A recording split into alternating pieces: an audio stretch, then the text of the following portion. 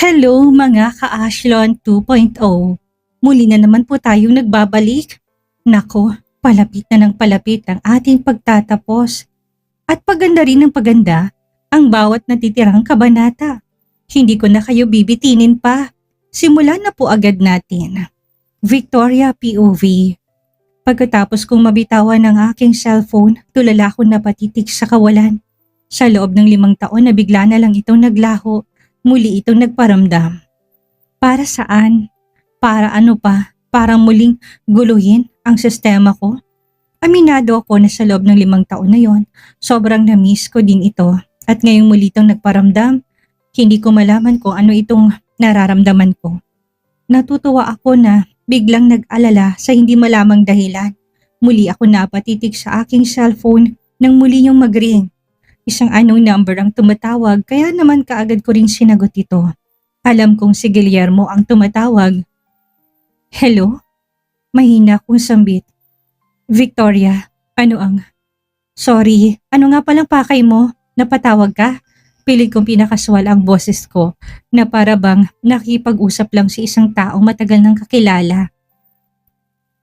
Pigil ko ang sarili kong emosyon ni hindi ko na namalayang mariin na palang nakakuyom ang kamao ko.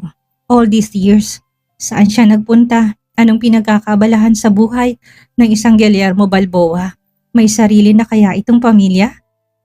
Yeah, I'm sorry to disturb you pero gusto ko lang sana magpaalam sa'yo. Victoria, pwede ba akong dumalaw dyan sa mansyon? Medyo matagal na din na panahon na hindi ko nakikitang mga anak natin at gusto ko sana silang bisitahin. Seryoso nitong sambit. Ha? Yeah. Oo naman, pwede.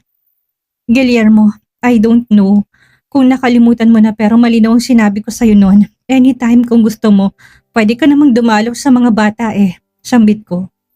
Salamat Victoria. Alam mo bang miss na miss ko na kayo? Ang kambal, galit ba sila sa akin? Si Jewel Leticia, naalala niya pa ba ako? Ramdam kong lungkot sa boses na tanong nito. Kaya naman parang may kung anong mabigat na bagay ang biglang dumagan sa puso ko. Ilang taon na ba kaming palaging ganito? Habang buhay na lang ba kaming ganito ni Guillermo? Bakit sa kabila ng sakit na naranasan ko mula sa mga kamay nito, hindi pa rin ito mawala sa puso't isipan ko? Ilang beses ko nang sinabi sa sarili ko na dapat ko na siyang kalimutan. Pero hindi ko talaga kaya, hindi ko alam kung bakit. Pero feeling ko, kay Guillermo lang ako nakakaramdam ng tunay na saya. Kaya lang, pwede pa ba kami? Hindi kaya may asawa na siya? O baka naman tuluyan niya na akong kinalimutan.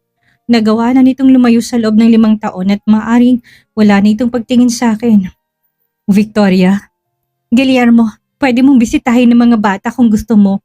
Pero kung tatanungin mo ko kung galit ba sila sa'yo, yun ang hindi ko masasagot. Seryoso kong sambit. I'm sorry kung bakit kay tagal ng panahon na hindi ako nagparamdam. Ramdam kong lungkot sa boses na sagot nito sa akin. Hindi ko naman mapigilan ang mapabuntong hininga. Nagtatalong isipan ko kung sasabihin ko ba dito na wala na si Lolo Samuel. Pero sa huli nagpasya kong sabihin na lang. Baka hindi pa nito alam Guillermo, alam mo ba na wala na si Lolo Samuel? Seryoso kong sambit. Ilang sandaling katahimikan ang namayani sa pagitan naming dalawa ni Guillermo pagkatapos kong sabihin yon. Hindi ko alam kung tama bang ipaalam ko ba dito pero malay ko naman baka alam niya na din diba? Wala na si Lolo. Mahina nitong sambit. Halata sa boses nito na nagulat ito. Natameme naman ako base sa gulat ng boses ni Guillermo ngayon. Wala nga itong alam na patay na si Lolo Samuel. Wala na siya. I'm a big failure. Nawala si Lolo na hindi malang kami nagkita ulit. Siguro bago siya nawala, sobrang sama ng loob niya sa akin. Hindi ko malang siya nakita at nakausap sa uling sandali ng buhay niya. Muli nitong sambit, ramdam ko matinding lungkot sa boses nito. Kaya naman, hindi ko maiwasang makaramdam ng awa para sa kanya. Pero kung tutuusin, kasalanan din naman niya Alam naman ito na matanda na si Lolo Samuel. Nagawa niya pa rin tikisin na hindi malang nagawang dalawin ang sarili nitong lolo sa loob ng 5 taon. Kung ganun, may mas importante pa palang dahilan na kailangan ko palang dumalaw dyan. Maraming salamat sa lahat ng nagawa mo sa kanya, Victoria.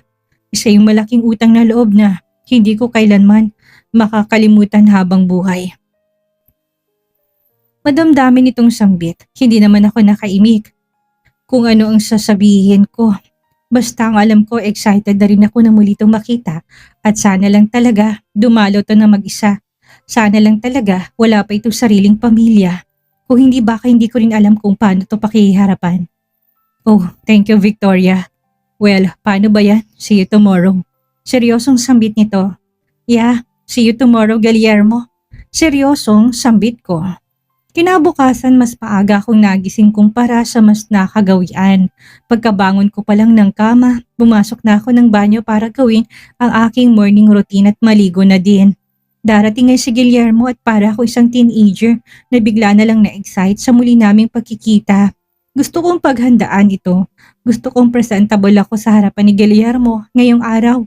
Pagkatapos kong maligo, imbis na maong pants at simpleng t-shirt ang suotin ko dahil yun naman talaga ang attire ko sa pang-araw-araw, isang maong shorts na hindi man lang nakaabot sa tuhod kong haba ang napili kong suotin. Pinarisan ko yun ng isang sleeveless na blouse. Sa totoo lang, naninibago ako sa damit na suot ko ngayon pero wala eh. Gusto ko nga kasing maganda ako sa paningin ni Guillermo mamaya. Nag-apply na rin ako ng manipis na makeup at lipstick. Nang masigurado kung maayos ng itsura ko, saka na ako lumabas ng kwarto. Diretso ako ng dining area kung saan nadatang ko 4 kong mga anak na nag-uumpisa ng kumain. Nang mapansin nilang presensya ko, sabay-sabay pa silang nag-angat ng tingin at gulat na napatitig sa akin. Mami? Namimilog mga matang bigkas ni Via Marie. Pasimple pa ako nitong tinitigan mula ulo hanggang paa. Well, hindi lang naman si Via ang nagulat. Silang 4, gulat na gulat sa suot ko. Kasi nga sa loob ng ilang mga taon, never ako nagsuot ng ganitong kasuotan. Anong nangyayari sa inyo? Kunwaring nagtatakang tanong ko. Wow, Mommy! You're so beautiful po! Malakas sa sambit ni Joey Leticia. Sa edad nito 7 taong gulang, bihira lang ako nito makitang nagsusuot ng maayos ng kasuotan. Kadalasan nga kasi maong pants at t-shirt ang palagi kong suot. Kung wala lang siguro kong mga anak, baka mapagkamalan na akong tibo ng mga taong nakakilala sa akin. Yeah, Leticia was right, Mommy. You're so beautiful po. Sa ganyan po palaging suot nyo. Para po kayong Diyosa. Sabat naman ni Ana. Nagniningning ang mga mata nito sa tuwa habang nakatitig sa akin. Talaga? Well, mga anak ko nga kayo. Marunong kayong maka-appreciate ko anong maganda at pangit eh. Pabiro kong bigkas. Mom, sana ganyan na lang palaging suot nyo. Naku, sure kami na maraming magkakagusto sa inyo. Sabat naman ni Gabriel Ace. Mommy, may date po ba kayo ngayon? Bakit pong ganda-ganda nyo? Sabat naman ni Ana. What? Teka lang. Oo nga pala mom. May date po ba kayo ngayon? May lakad kayo? Sabat din naman ni Via. Kaagad din ako umiling. Hindi pa nila alam na parating ngayon ang ama nila at wala din akong balak na sabihin sa kanila. Hahayaan ko silang ma-surprise sila mamaya. No, wala akong lakad at mas lalong wala akong date. Nagkataon lang na nanghinayang ako sa mga damit na nasa loob ng closet ko na hindi ko naman na isusuot. Nakangiting sagot ko. Pagkatapos noon naglakad na ako patungo sa sarili kong upuan kapag kumakain kamit na upo. Akala ko pa naman may date ka mom eh. Actually, ayos lang naman sa amin na mag-boyfriend ka ulit. Hindi ba Gabriel, Ana at Leticia? Nakangiting wika ni Via. Yes, of course. Ayos lang sa amin, Mom. Dapat isa sa kanila ni Tito Leonardo at Tito Wilfred ang boyfriend mo, Mama niya. Ani Gabriel naman. Kids, stop it. Kayo talaga ha? Friend lang ang turingan naming tatlo. And besides, hindi niya ba nabalitaan? Ikakasal ng Tito Leonardo nyo. And then, ang Tito Wilfred mo naman ay may buntis ng nobya. Seryosong sambit ko't pagkatapos noon ay pasimple kong tinitigan ang upuan ni Zara. Wala pa siya dito sa dining area. Parang ngayon lang yata hindi bumaba ng maaga si Sarah para sumabay sa pagkain. Talaga, Mom? Wow, hindi pa namin alam na may nobya na pala si Tito Wilfred. Mom, kilala ba namin ang babae? Nakangiting tanong ni Via. Si Zara, hindi ko pa tapos na sasabihin ko ng eksaheradang napasigaw si Via. What? Si Tita Zara? Hindi yun, ano ba kayo? Ano si Tita Zara? Paano nangyari yun? Nakataas ang kilay na tanong ko dito. Ibig ko sabihin, nasaan ang Tita Zara nyo? Bakit wala pa siya? Muli kong sambit. Ay, Sorry po, akala ko si Tita Zarang nobya ni Uncle Wilfred eh. Mali pala, wika naman ni Ana. Pigil ko naman ang sarili kong matawa. Kung tutuusin, wala namang mali sa iniisip nila. Nagkataon lang talaga na ayaw ko pangunahan ng mga desisyon ni Zara. Nasa tamang edad na ito para mag-decide ng mga bagay-bagay. Pero syempre, kung kailangan itong tulong ko, hindi naman ako mangingimi na ibigay yon. Lalo na't gusto ko ding panagutan ni Wilfred ang pinagbubuntis ni Zara. Pagkatapos namin kumain, nagpa siya kung puntahan si Sarah sa silid nito. Nadatnan ko ito na nakahiga pa sa kama. Masama bang pakiramdam mo? Nag-aalala kong tanong sa kanya. Ate, sorry kung hindi ako makasabay sa inyo sa pagkain. Pagkagising ko kanina, wala kasi akong ibang ginawa kundi ang magsuka na magsuka eh. Nahiya din naman itong wika sa akin. Ayos lang, pero sa kalagayan mong yan, dapat matingnan ka ng doktor para maresetahan ka ng mga vitamins. Seryosong wika ko. Oo naman ate, bala ko rin namang magpa-check up eh. Kung ganon, sasamahan kita. Seryosong sagot ko dito. Nahiya naman na tumango ito kaya naman kaagad ko itong hinawakan sa kamay. Zara, ayusin mo to. Kausapin mo si Wilfred dahil karapatan niyang malaman ang kalagayan mo ngayon. Huwag kang mag-alala kung ano to naman ang kahinatnan ng pag-uusap ninyo. Nandito lang ako. Handa kitang suportahan sa lahat ng bagay. Nakangiting wika ko. Maluha-luha naman itong muling tumango. Dahil naawa ko sa kalagayan ni Sarah, nagpa siya na akong samahan itong ng hospital para magpa-check up at para mabigyan na din to ng tamang vitamins.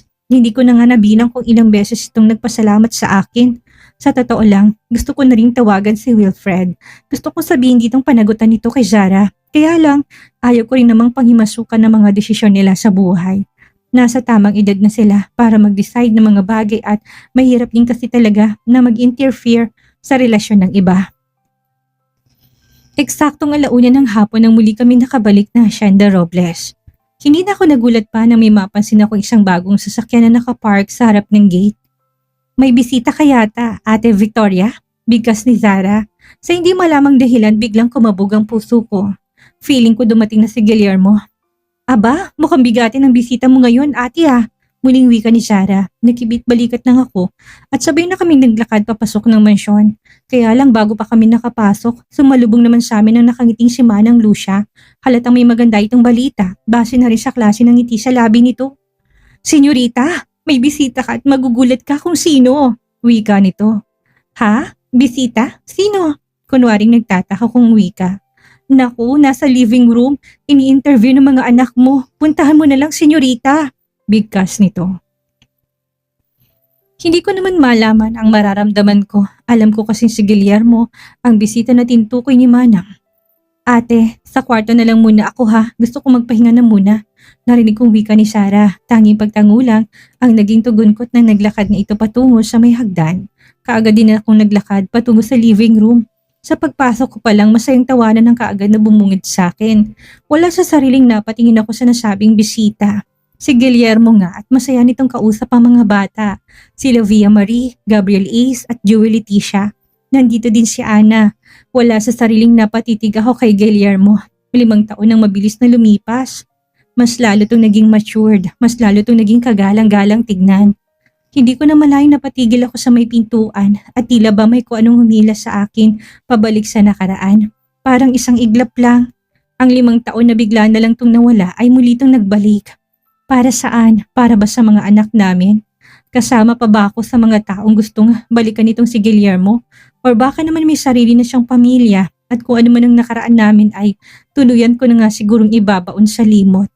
Sa loob ng maraming taon na lumipas, walang ibang lalaking hinayaan ko na pumasok sa buhay ko dahil hanggang ngayon, alam kong si Guillermo pa rin ang laman ng puso't isipan ko.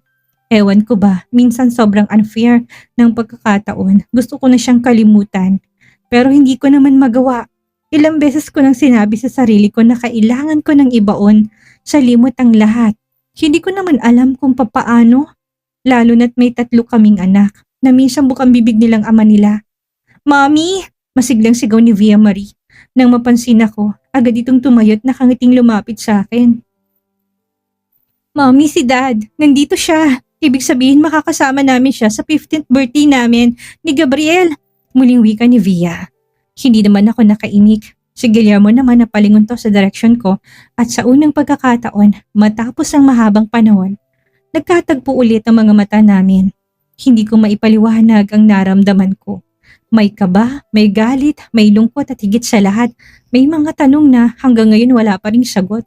Tumayo si Guillermo mula sa kinupa nito at bahagyatong ngumiti. Isang ngiting pamilyar pero ngayon ay tila may halong pag-aalinlangan. Senyorita, Victoria, mahina nitong sambit. Para ako natulala, hindi ko alam kung lalapit ba ako o iiwas. Hindi ko alam kung dapat ko ba itong kausapin ng maayos o iparamdam ditong lahat ng sakit na iniwan niya. Ang tagal din nating hindi nakita. Kumusta ka na? Dagdag pa nito. Napakagat ako sa ibabang labi ko bago tuluyang humakbang, papalapit at pinilit ko na maging kalmado. Kahit ng totoo, parang gusto nang kumawala ng emosyon ko. Oo nga eh. Ang tagal mong nawala. Diretsahan kong tanong. Biglang natahimik ang paligid, pati mga bata tila nakaramdam ng kakaibang tensyon. Nagkatingin sina Ana, Gabriel, V at Joey Leticia. Saka marahang umatras na para bang binibigyan kami ni Guillermo ng pagkakataon na makapag-usap. Napabuntong hininga si Guillermo bago ko muling tinignan. Hindi ako pumunta dito para manggulo o ano paman. Pumunta ako dahil kailangan na nating pag-usapan ang mga bagay na matagal na natin tinatakbuhan.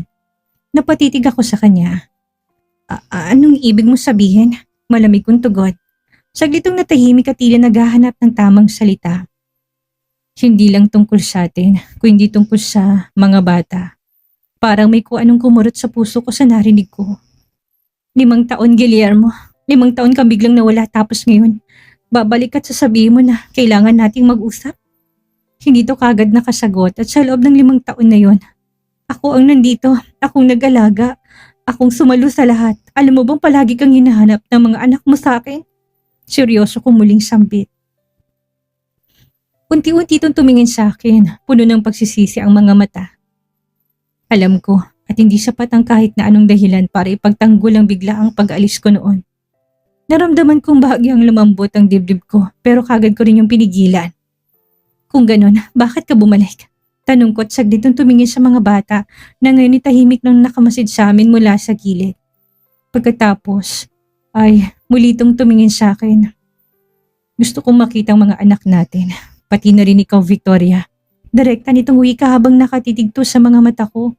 Para namang humintong mundo ko sa narinig. Hindi ko alam kung anong mas matimbang. Ang sakit ng nakaraan o ang posibilidad na baka may natitira pa naman sa aming dalawa? Matapos ang 5 taong pananahimik at pagkawala, formal na nagkaharap ng mukhaan sina Victoria at Guillermo.